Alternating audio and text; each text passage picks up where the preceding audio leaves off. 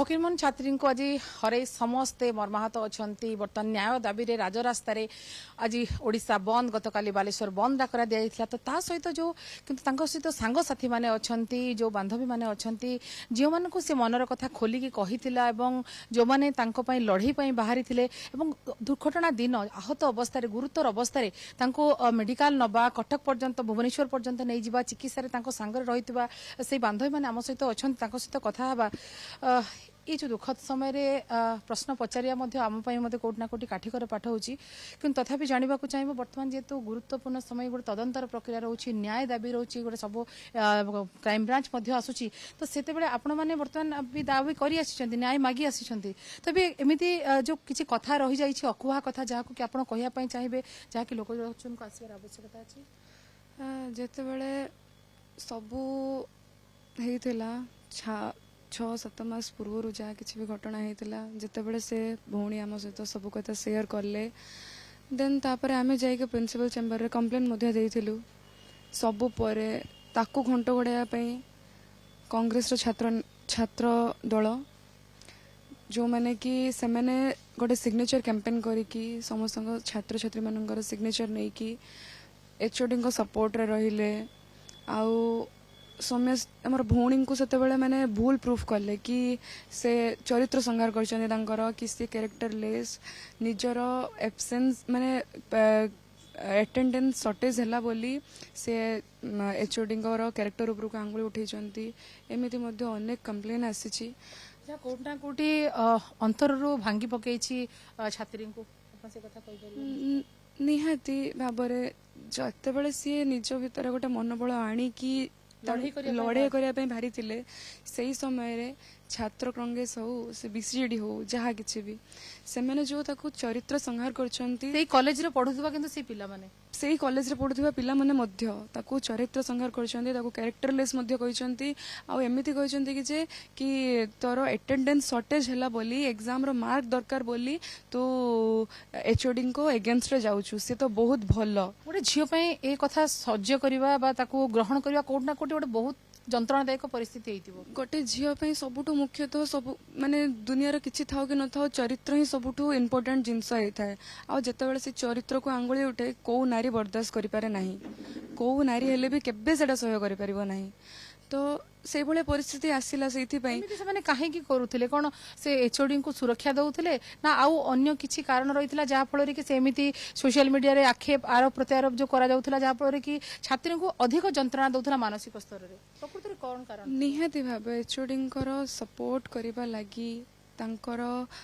माने एमिति भी आमे गोटे फोटो पाइछु कि जो दिन कंप्लेन आसी जो दिन ए सब माने आमे जे कि प्रिंसिपल चेम्बर रे कंप्लेन करथलु से दिन से माने जाई कि गोटे रेस्टोरेंट रे से माने जाई कि डिनर पार्टी मध्ये करिसंती समस्त संगे रे बसी क्यों माने समीर साहू तांको सहित छात्र कांग्रेस रो किछि छात्र माने से माने जाई कि डिनर पार्टी मध्ये करिसंती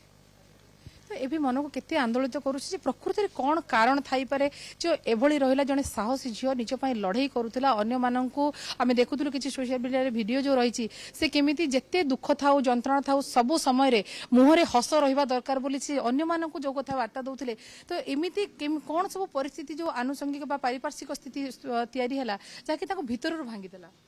सोशल मीडिया रे जदि सेटा देखिछन्ती आपण माने एटा मध्ये देखिथिबे कि सोशल मीडिया रे को हिसाब रे तांकर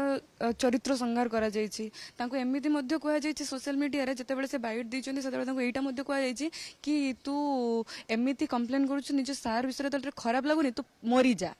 एमिति मध्ये कोया जायछि ताको तू आत्महत्या करिने एमिति मध्ये ताको कंप्लेन माने एमिति कोया जायछि तो एमिति कहिले ता भीतर मनोबल कोन आसीबो से दृढ़ हबो या फिर भांगी पड़िबो आपण निजे कहंतु निहत जितेबाला से भांगी पड़े कि यही सब जंत्रणा भितर दी गति करुवे केबे किछि मनर कथा आपण मान सहित शेयर करिसंती कि जे माने मु सही पारुनी बा जंत्रणा मोर बाहर को गलानी बा सेदिन जो दिन से गले अध्यक्षक निकट देखा करिया पई जे आज मु जाउची किछि चिंता करी बा आलोचना करी किछि से विषय किछि कथा माने सेदिन तो कहि परिबेनी बट 11 तारिख दिन ता पूर्व दिन से जाइथिले प्रिंसिपल को पाखो देखा मध्ये करथिले प्रिंसिपल ताको एमिति मध्ये कहिथिले कि मो पाखो रिपोर्ट आसी जाइछि बट मु एबे खोलिबी नाही आफ्टर 8-10 डेज परे मु खोलिबी माने 21-22 तारिख परे मु खोलिबी एबे मु खोलिकी रिपोर्ट देबी नाही एमिति मध्ये कहिसंती ତ ତା ପରଦିନ ଏସବୁ ଘଟଣା ଘଟିଛି। ପୂର୍ବରୁ ସେ ଯାଇଛନ୍ତି ପ୍ରିନ୍ସିପାଲ ଚେମ୍ବରକୁ, ଏକା ଯାଇଛନ୍ତି। ସେଦିନ ଆମେ ମଧ୍ୟ ଗୋଟେ ସେଦିନ ଆନ୍ଦୋଳନ କରିଥାନ୍ତୁ, ତ ତା ପୂର୍ବରୁ ହିଁ ଏସବୁ ଘଟଣା ହେଇଛି। କଣ ଭାବୁଛନ୍ତି କଣ ହେଇଥିବ ଯେ କଣ ଉଦ୍ଦେଶ୍ୟ ଗୋଟେ ଝିଅ ଆଗଧାଡିର ଝିଅ ଗୋଟେ ଲିଡରସିପ କ୍ୱାଲିଟି ରଖିଥିବା ଝିଅ ତାକୁ ଏଇଭଳି ଭାବରେ ଯୋଉ ତାକୁ ମାନେ ପାରିପାର୍ଶ୍ୱିକ ସ୍ଥିତି ଏମିତି କ୍ରିଏଟ କରାଯାଉଛି ଯାହା ଫଳରେ କି ସିଏ ଭିତରୁ ଭାଙ୍ଗି ପଡୁଛି। ସିଏ ଆଉ ଯୋଉ ସାହସ ନେଇକି ଲଢେଇ କରିବା ପାଇଁ ଆଗକୁ ଯାଉଥିଲା ସେ ଲଢେଇ ସିଏ ଆଉ କରିବା ପାଇଁ କୋଉଠି ନା ଗୋଟେ ମନ ଭିତରୁ ସେ ଭାଙ୍ଗି ପଡୁଛି। ଏଇଠି ତ ମୁଖ୍ୟ ଭାବରେ ଏଠି ଦାୟୀ ଅଛନ୍ତି ସମୀର ସାହୁ। ତ ତାଙ୍କର ଯେଉଁ ଯାହା କିଛି ବି କାର୍ଯ୍ୟକଳାପ ରହିଥିଲା ସେସବୁ ସମସ୍ତଙ୍କୁ ଅବଗତ ଥିବେ ସମସ୍ତେ। ତାପରେ ପୁଣି ଯେଉଁ ଛାତ୍ରମାନଙ୍କର ସପୋର୍ଟ ନେଇକି ତାଙ୍କୁ ଯେଉଁ ମାନସିକ ନିର୍ଯାତନା ଦେବା ସେଟା, ତାପରେ ଯେଉଁ ସୋସିଆଲ ମିଡ଼ିଆରେ ତାଙ୍କ ଏଗେନ୍ଷ୍ଟରେ ଯେଉଁ ସବୁ ଚରିତ୍ର ସଂହାର ହଉ ତାଙ୍କୁ ଆତ୍ମାହୁତି ଦେବାର ଯେଉଁ ମାଧ୍ୟମ ଜଣାଇଛନ୍ତି ସବୁ, ସେସବୁ ମଧ୍ୟ ତାଙ୍କୁ ମନୋବଳ ଭାଙ୍ଗି ଦେଇଛି ତାଙ୍କର। ଏସବୁ ମଧ୍ୟ ଆମେ କହିପାରିବା। ତାଙ୍କ ସାଙ୍ଗରେ ପଢୁଥିବା କିଛି ଛାତ୍ରୀମାନେ ମଧ୍ୟ ସାଙ୍ଗସାଥୀମାନେ ମଧ୍ୟ ସେମାନେ ଯୋଉ କଥା ପ୍ରତିକ୍ରିୟା ରଖୁଥିଲେ ଯେ ୟା ଭିତରେ ଯୋଉ ଆମେ କହୁଛନ୍ତି ବହୁତ କିଛି ଅକୁହା କଥା ରହିଯାଉଛି, ଅକୁହା ଯନ୍ତ୍ରଣା ରହିଯାଉଛି, କିଛି ଯାକି ଆମେ କହୁ କିଛି ଉଦ୍ଦେଶ୍ୟ ମଧ୍ୟ ରହୁଛି, ମନ୍ଦ ଉଦ୍ଦେଶ୍ୟ ମଧ୍ୟ ରହିଯାଉଛି। ଆପଣ ସେମିତି କିଛି ଅନୁଭବ କରୁଛନ୍ତି କି ଏ ଭିତରେ? କେନ ମନ୍ଦ ଉଦ୍ଦେଶ୍ୟ କଣ କହିବି, ଗୋଟେ ପୀଡ଼ିତାକୁ ନେଇକି ଯଦି ସମସ୍ତେ ରାଜନୀତି କରିପାରୁଛନ୍ତି ତାହେଲେ ୟାଠାରୁ ମନ୍ଦ ଉଦ୍ଦେଶ୍ୟ ଆଉ କଣ ରହିପାରେ? ଯଦି ଗୋଟେ ପୀଡ଼ିତାକୁ ନେଇକି ତାର ଶବ ଉପରେ ମଧ୍ୟ ରାଜନୀତି କରୁଛନ୍ତି ତାଠାରୁ ମନ୍ଦ ଉଦ୍ଦେଶ୍ୟ ଆଉ କଣ ରହିପାରେ? ଏବେ ତାଙ୍କୁ ନ୍ୟାୟ ଦେବା ପାଇଁ ସମସ୍ତେ ରାଜରାସ୍ତାକୁ ଓହ୍ଲାଉଛନ୍ତି, ବନ୍ଦ ଡାକରା ଦିଆଯାଉଛି। କଣ ଭାବୁଛନ୍ତି ଇଏ ପ୍ରଥମେ ଚରିତ୍ର ସଂହାର କରିବେ, ତାପରେ ଚରିତ୍ରକୁ ବଞ୍ଚାଇବା ପାଇଁ ରାଜରାସ୍ତାକୁ ଓହ୍ଲାଇବେ। ଠିକ ଅଛି। ଆପଣମାନେ ଏବେ ମଧ୍ୟ ନ୍ୟାୟ ପାଇଁ ଦାବି କରୁଛନ୍ତି, କଣ ଏବେ ବି ଚାହୁଁଛନ୍ତି, କଣ ଆପଣ କହିବାକୁ ଚାହୁଁଛନ୍ତି? ସମସ୍ତେ ଚାହୁଁଛନ୍ତି କି ଯେ ନ୍ୟାୟ ମିଳୁ, ତ ଆମେ ବି ଚାହୁଁଛୁ କି ଯେ ସବୁ ପାଇଁ ନ୍ୟାୟ ମିଳୁ। ବଟ୍ ଏବେ ଆମେ ମାନସିକ ସ୍ତରରେ ଟିକେ ଏତେ ଦୃଢ଼ ନାହୁଁ। ତ ଆପଣମାନଙ୍କୁ କିଛି ଚାପ ଆସୁଛି କି ଯେଉଁମାନେ ପ୍ରତିକ୍ରିୟା ଦେଉଛନ୍ତି ଯେ ତାଙ୍କ ବିଷୟରେ କହୁଛି, ଆପଣମାନଙ୍କୁ କିଛି ଚାପ ଦିଆଯାଉଛି କି ମାନସିକ ଚାପ ପରୋକ୍ଷ? ମୋ ପାଖକୁ ଏତେ ପର୍ଯ୍ୟନ୍ତ କିଛି ଆସିନି। ଆପଣମାନେ ଲଢ଼େଇ ଜାରି ରଖିବେ? ଆଜ୍ଞା, ନିହାତି ଲଢ଼େଇ ଜାରି ରଖିବେ। ଆଉ ଜଣେ ଝିଅ ମଧ୍ୟ ଅଛନ୍ତି, ସମସ୍ତଙ୍କର ମାନସିକ ସ୍ଥିତି ମଧ୍ୟ ଦୁଃଖଦ ରହିଛି। ସେମାନେ ତାଙ୍କ ଭାବନାକୁ କହିପାରୁନାହାନ୍ତି। ତାଙ୍କର ସାଙ୍ଗ ଯେଉଁମାନେ କି ସାଙ୍ଗ ହେଇକି ଯିଏ ଅନ୍ୟ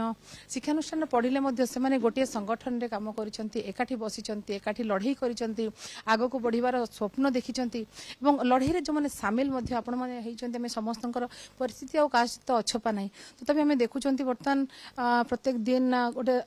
ସୋସିଆଲ ମିଡ଼ିଆକୁ ନେଇକି ଯେଉଁ ଗୋଟେ ଚର୍ଚ୍ଚା ହେଉଛି, ତାଙ୍କ ଭାଇ ମଧ୍ୟ ଥାନାରେ ଅଭିଯୋଗ କରିଛନ୍ତି, ରାଜରାସ୍ତାକୁ ସମସ୍ତେ ଓହ୍ଲାଉଛନ୍ତି, ରାସ୍ତାରେ ନିଆଁ ଜଳୁଛି, ଇଏ ଗୋଟେ ପ୍ରତିବାଦର ସ୍ୱର ଉଠୁଛି। କିନ୍ତୁ ତା ଭିତରେ ନ୍ୟାୟ ପାଇଁ ପ୍ରକୃତରେ ଯେଉଁ ନ୍ୟାୟ ଆପଣମାନେ କଣ କରିବାକୁ ଚାହୁଁଛନ୍ତି, କଣ ଚାହୁଁଛନ୍ତି, କଣ କରିବାକୁ ଚାହିଁବେ? ନ୍ୟାୟ ପାଇଁ ଯାହା ତ ହେବାର ଥିଲା, ଆମେ ତ ଆମ ଭଉଣୀକୁ ହରେଇଲୁ। ତା ପାଇଁ ଶେଷ ପର୍ଯ୍ୟନ୍ତ ଲଢ଼ି ବି ଆମ ମନରେ ସବୁଠୁ ବଡ଼ ଦୁଃଖ ସେଇଟା କି ଏତେ ଚେଷ୍ଟା ପ୍ରଚେଷ୍ଟା ପରେ ବି ଆଜି ସିଏ ଆଉ ଆମ ଗହଣରେ ନାହିଁ। ସବୁଠୁ ବଡ଼ ଆଗ ଏଇଟା ଆଶା ରହିବ କି ଘଟଣାର ଉଚିତ ତଦନ୍ତ ହେଉ, ଆଉ ଯିଏ ବି ଦୋଷୀ, ପ୍ରିନ୍ସିପାଲ ହୁଅନ୍ତୁ କି ସମୀର ସାର୍ ହୁଅନ୍ତୁ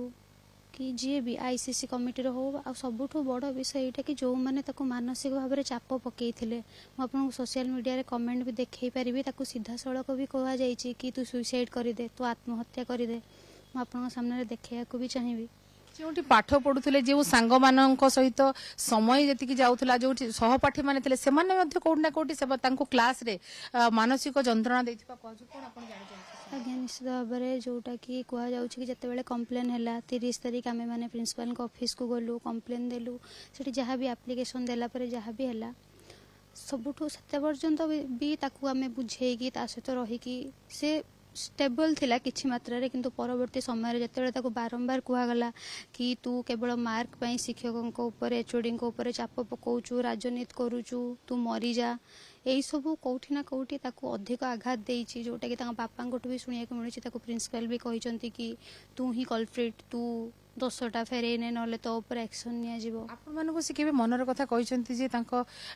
ଯେତେବେଳେ ସାଙ୍ଗ ହେଇ ଆପଣମାନେ ଲଢ଼େଇ କରୁଛନ୍ତି ତ ଆପଣମାନଙ୍କ ସହିତ କିଛି କଥା କହିଛନ୍ତି କି ଯାହା ପୂର୍ବରୁ କାହାକୁ ପ୍ରକାଶ କରିନଥିବେ କିନ୍ତୁ ଆପଣମାନଙ୍କ ସହିତ କଥା ହେଇଥିବେ? ହଁ, ଯେତେବେଳେ ସେ 28 ଜୁନରେ ସବୁ କଥା କହିଲା, ତାପରେ ଆମେ 30ରେ କଣ କଣ କହିଥିଲେ ସେଦିନ? ପ୍ରଥମେ କେବେ ଜାଣିଲେ ସବୁ ଘଟଣା ବିଷୟରେ? 28 ଜୁନରେ ହିଁ ରାତିରେ ଜାଣିଲେ, ଯେତେବେଳେ ସେ ମେସେଜ ଫରୱାର୍ଡ କଲା କି ତା ନାଁ ଆସିଥିଲା ଏକ୍ଜାମ ଦେବାକୁ ଦେବେନି ବୋଲି, କି ଅନ୍ୟମାନଙ୍କୁ ଏକ୍ଜାମ ଦେବାକୁ ଦେଲେ, କିନ୍ତୁ ଆକୁ ଏଇଆ କୁହାଗଲା କି ତୁ ଆଗ ଦୁଇଟା ଏକ୍ଜାମରେ ବି ଆବସେଣ୍ଟ ଥିଲୁ, ତ ଏଇଟା ବି ତୋତେ ଦେବାକୁ ଦିଆଯିବନି। ତାପରେ ଆସ୍ତେ ଆସ୍ତେ ସେ ସବୁ କଥା କହିଲା କି ମୋ ସହିତ ଏଇଆ ହେଉଛି, ମୋତେ ଫେଭର ମଙ୍ଗା ଯାଇଛି। ସେଇ ଜିନିଷକୁ ପରେ ପରେ କମ୍ପ୍ଲେନ୍ର ପରେ ପରେ ହିଁ ସବୁଠୁ ବେଶୀ ତା ଚାପ ତାପରେ ପଡ଼ୁଥିଲା, ଯେଉଁଟାକୁ ନେଇକି ସେ କାନ୍ଦୁ ବି ଥିଲା କହିକି କି ମୋତେ ସବୁବେଳେ କହୁଛନ୍ତି ତୁ ମରିଯା ଚରିତ୍ରହୀନ। ଯେତେବେଳେ ସେ କଲେଜ ଯାଉଥିଲା, କିଛି ପିଲାମାନେ ଦଳବଦ୍ଧ ହେଇକି ତାକୁ କହୁଥିଲେ ହିରୋଇନ ଆସିଗଲା ଚରିତ୍ରହୀନ, ଶିକ୍ଷକଙ୍କ ବିରୁଦ୍ଧରେ କମ୍ପ୍ଲେନ୍ କରିବ, ରାଜନୀତି କରୁଛି, ଏଇସବୁ